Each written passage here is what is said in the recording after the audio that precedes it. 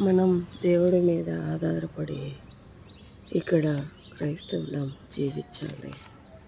ఎందుకంటే ఈ లోకాన్ని నడిపించేది డబ్బులు.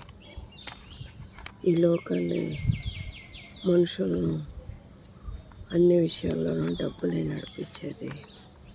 కానీ మనల్ని డబ్బు నడిపించకూడదు.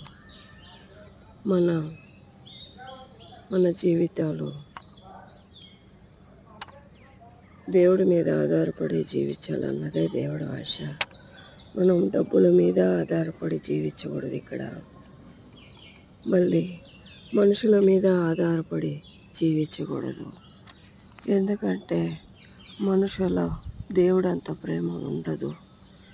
మళ్ళీ డబ్బు సహా అది స్థిరము కాదు. కాబట్టి మనం పవిత్రాత్మ ఆధారంగా, దేవుడి ఆధారంగా, వాక్యాన్ని ఆధారంగా చేసుకొని ఇక్కడ అన్ని విషయాల్లో ఉండాలి. ఎందుకంటే ఆత్మీయ